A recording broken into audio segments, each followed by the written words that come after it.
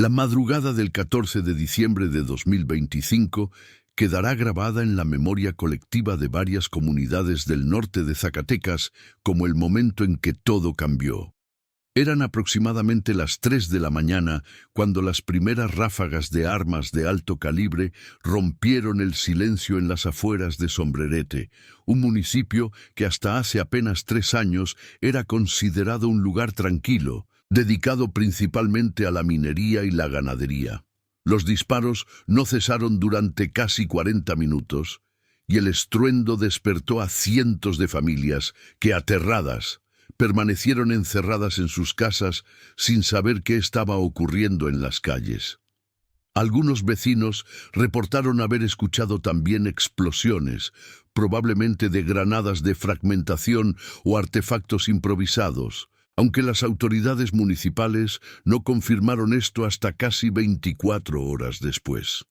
Lo que sí quedó claro desde el primer momento fue que no se trataba de un enfrentamiento aislado ni de una riña menor entre células criminales.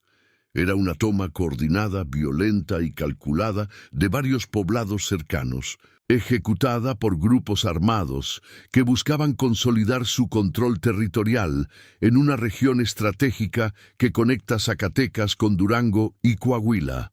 A medida que amanecía, los primeros testimonios comenzaron a circular en grupos de WhatsApp y redes sociales. Familias enteras reportaban haber sido desalojadas de sus hogares por hombres armados que llegaron en caravanas de camionetas pick-up, muchas de ellas blindadas de forma artesanal, con placas sobrepuestas o sin matrícula alguna.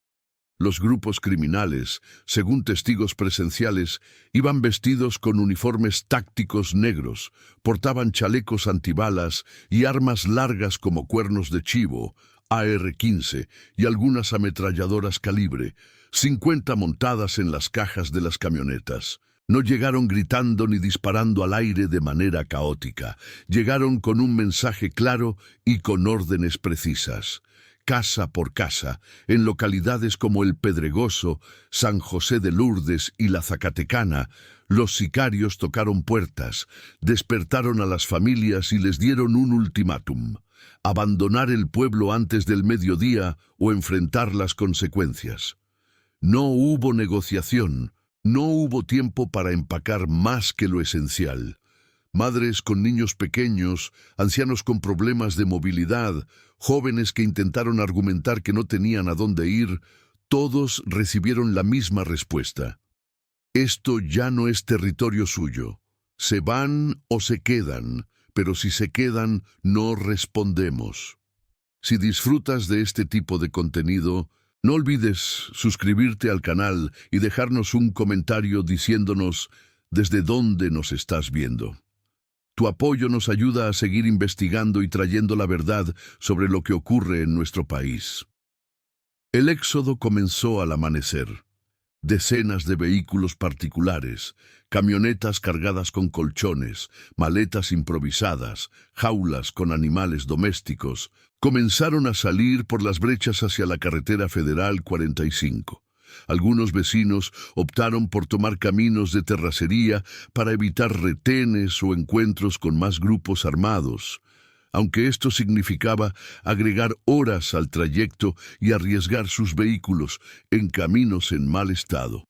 Familias completas se agruparon en las orillas de la carretera esperando conseguir un aventón hacia Fresnillo, hacia Zacatecas capital, hacia cualquier lugar donde pudieran sentirse relativamente seguras. Un agricultor de 62 años, que prefirió no dar su nombre por temor a represalias, relató cómo tuvo que abandonar su rancho, donde vivió toda su vida. Nos dijeron que si regresábamos nos mataban. No importaba si éramos civiles o no.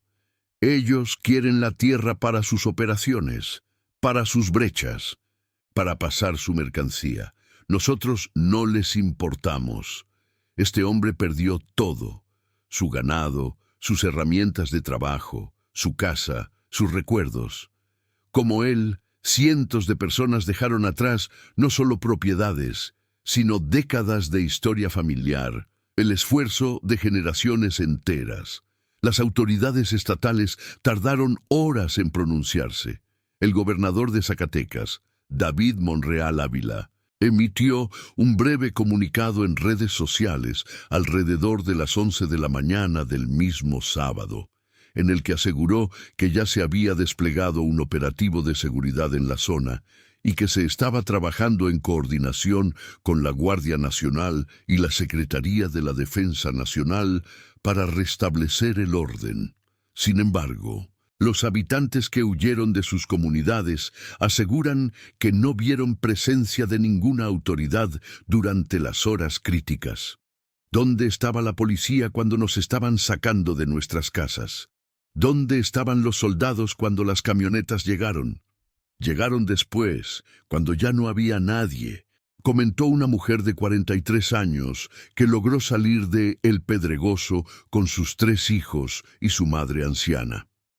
Esta percepción de ausencia institucional no es nueva en Zacatecas.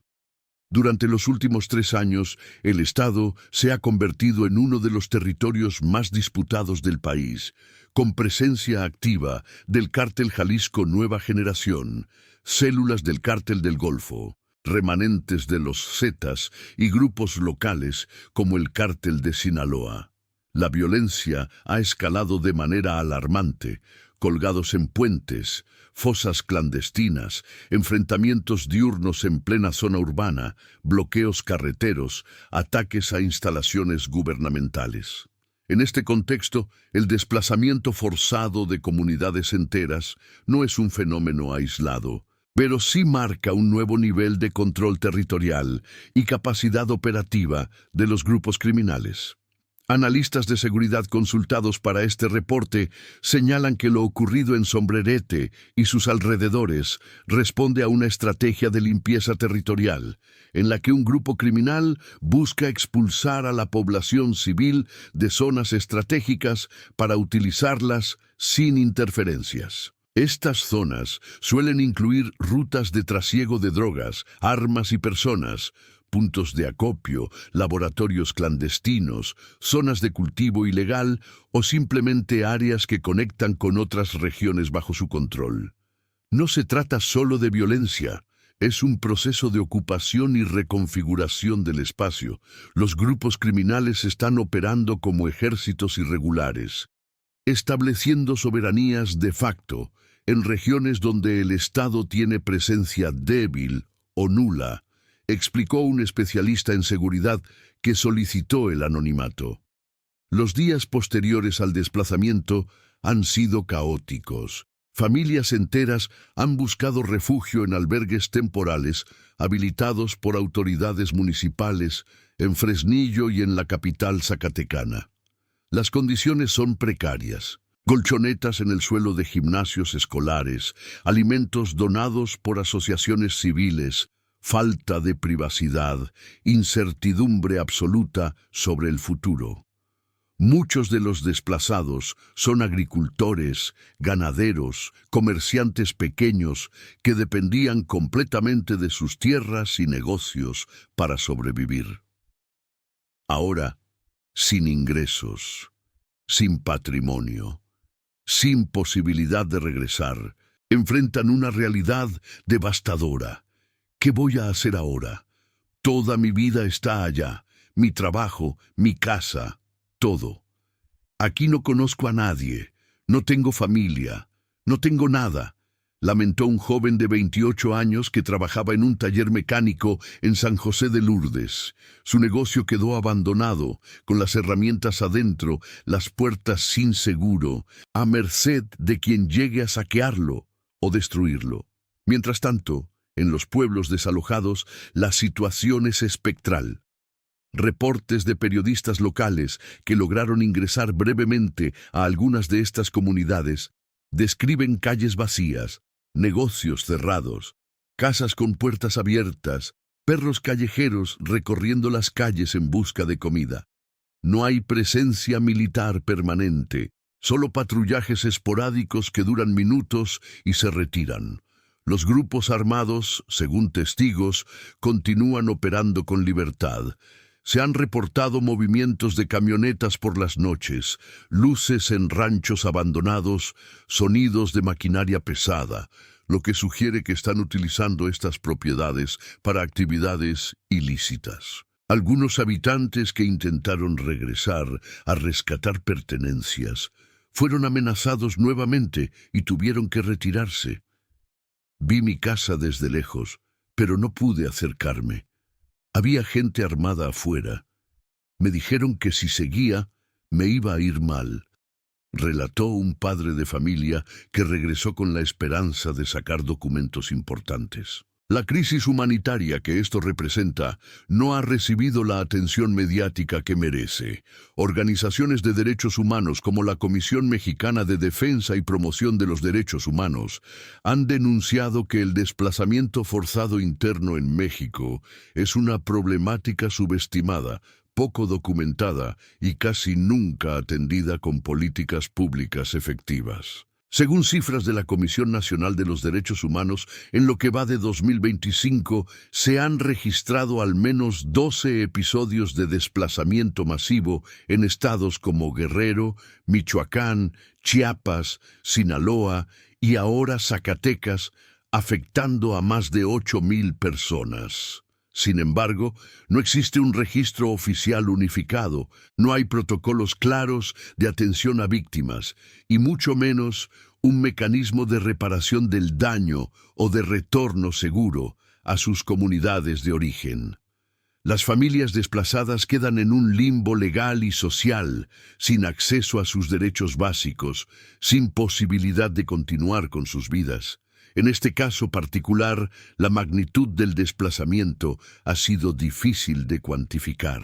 Autoridades estatales hablan de entre 300 y 500 personas afectadas, pero organizaciones civiles que están atendiendo a los desplazados estiman que la cifra real podría superar las 1,000 personas, considerando que muchas familias no acuden a albergues oficiales por miedo a ser registradas, por desconfianza hacia las autoridades o porque buscan refugio con familiares en otras ciudades. No todos llegan a los albergues, muchos se van directo a Aguascalientes, a Guadalajara, a la Ciudad de México.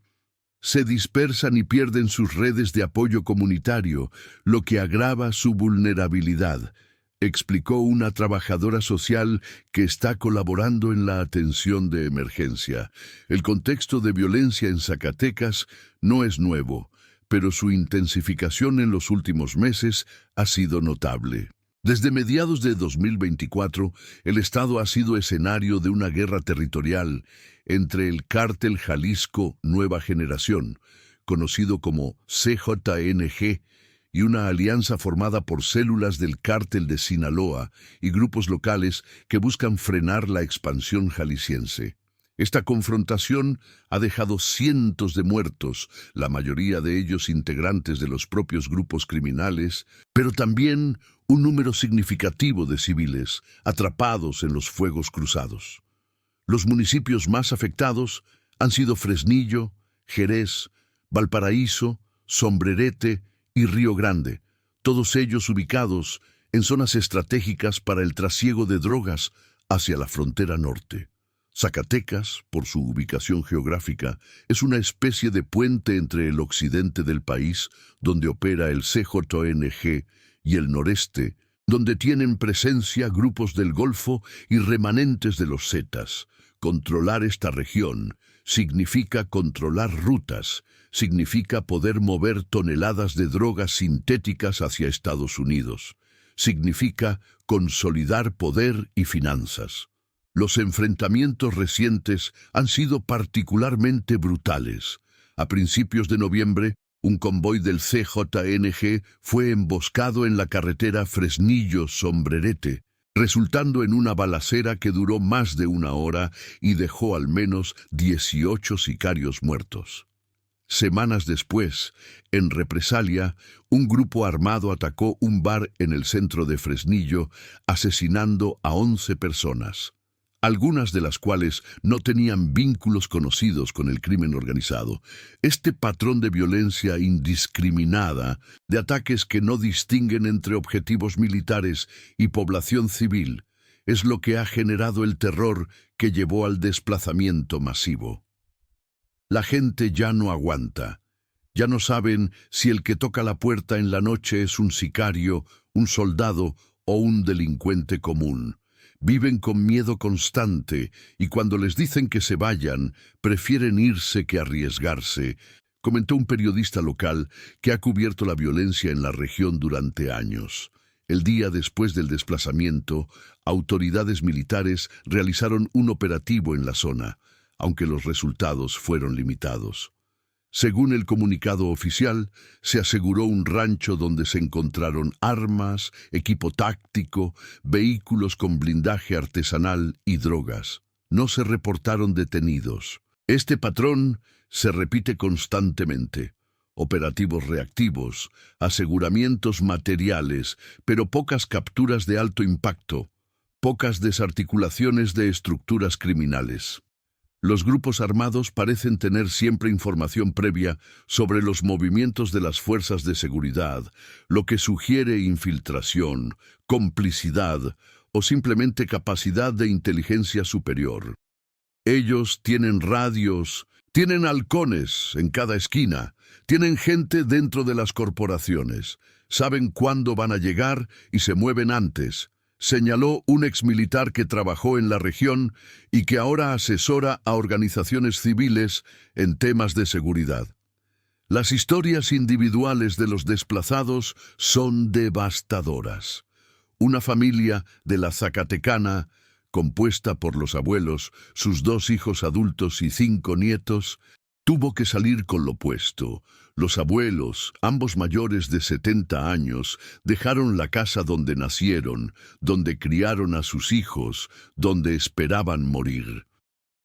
Mi esposo no deja de llorar. Dice que prefiere morir allá que vivir así, contó la abuela con los ojos hinchados, sentada en una colchoneta en el albergue de Fresnillo. Su nieto mayor, de 15 años, ha dejado de hablar. Según su madre, el muchacho está en shock, traumatizado por lo que vio esa madrugada. Vio cómo le apuntaban a su abuelo, cómo le gritaban. Desde entonces no dice nada. Los traumas psicológicos de este tipo de experiencias son profundos y duraderos, pero no hay atención psicológica especializada disponible en los albergues. Los desplazados están solos, navegando su dolor y su incertidumbre sin apoyo profesional. En otro albergue, un grupo de jóvenes que trabajaban en el campo se organizó para intentar conseguir empleo temporal en Fresnillo. Sin embargo, la economía local no puede absorber de golpe a cientos de personas buscando trabajo. Nadie nos va a contratar, somos desplazados, no tenemos papeles, no tenemos referencias.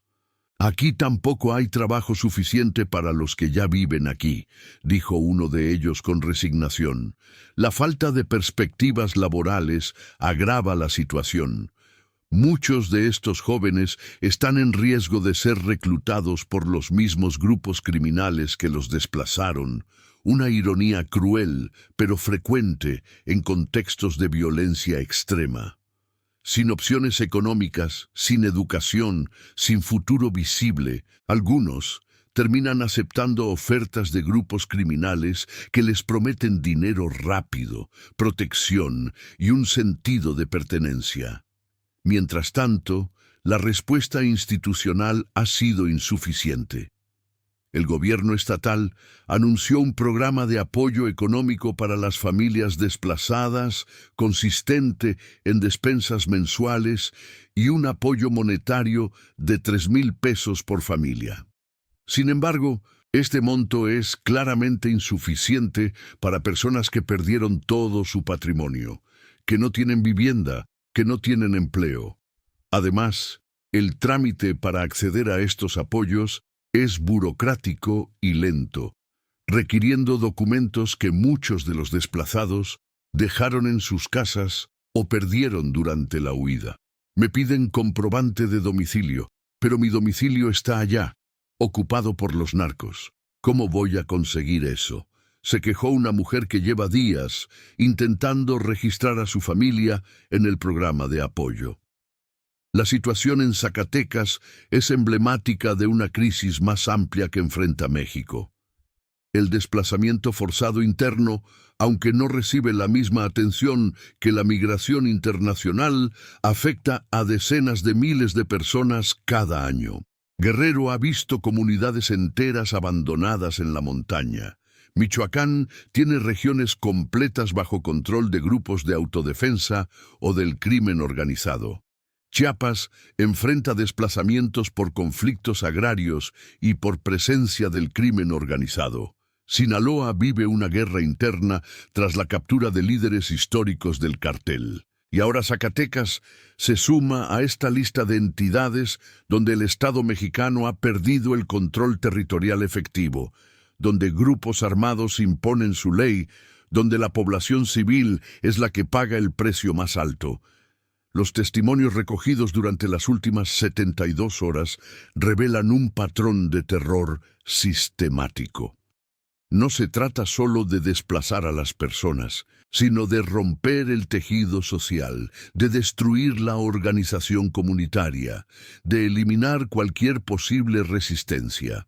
En el Pedregoso, por ejemplo, los hombres armados no solo desalojaron a las familias, sino que también quemaron la casa del comisario ejidal, el líder comunitario que se había opuesto en el pasado a la presencia del crimen organizado en la región. Su casa fue incendiada completamente, como advertencia a quien intente regresar o reorganizarse. Quieren que tengamos miedo de volver, que ni siquiera pensemos en regresar, explicó un vecino de El Pedregoso que conocía al comisario. La comunidad internacional ha comenzado a prestar atención a la situación. Organizaciones como Human Rights Watch y Amnistía Internacional han solicitado al gobierno mexicano que garantice la seguridad de los desplazados, que investigue los hechos y que lleve a los responsables ante la justicia. Sin embargo, la impunidad en casos de desplazamiento forzado es casi total en México. Según datos de la CNDH, menos del 2% de los casos documentados de desplazamiento forzado resultan en investigaciones formales, y prácticamente ninguno termina en sentencias condenatorias. Los grupos criminales actúan con total libertad, sabiendo que las probabilidades de enfrentar consecuencias legales son mínimas. En las comunidades vecinas que no fueron directamente afectadas, el miedo es palpable. En Chalchihuites, un municipio cercano, los habitantes están alerta, preguntándose si serán los siguientes. Las escuelas han visto una disminución en la asistencia. Los negocios cierran temprano. La gente evita salir de noche. Vivimos pensando que en cualquier momento pueden llegar y sacarnos, como hicieron en El Pedregoso, dijo una maestra de primaria en Chalchihuites. Este miedo colectivo tiene efectos devastadores en la economía local, en la educación, en la salud mental de comunidades enteras. Los analistas señalan que la estrategia de seguridad actual, basada principalmente en la militarización y en operativos reactivos, no está funcionando. No puedes combatir un problema social y económico solo con fuerza militar. Necesitas presencia institucional permanente, necesitas justicia, necesitas oportunidades económicas. Si no atacas las causas estructurales, la violencia solo se desplaza o se transforma, explicó un investigador del Colegio de México especializado en seguridad pública. Sin embargo, en Zacatecas, como en muchas otras regiones del país, la presencia del Estado se limita a lo militar. No hay inversión en infraestructura. No hay programas sociales efectivos, no hay acceso a justicia. Los juzgados municipales funcionan a medias. Los ministerios públicos están saturados y muchas veces infiltrados. Las policías locales son débiles y mal equipadas. En este vacío institucional, los grupos criminales florecen. Ofrecen empleo a jóvenes sin oportunidades, imponen orden en zonas caóticas, resuelven disputas a su manera, construyen lealtades a través del miedo y del dinero. Se convierten en una especie de gobierno paralelo, con sus propias reglas, sus propias cortes, sus propias fuerzas de seguridad.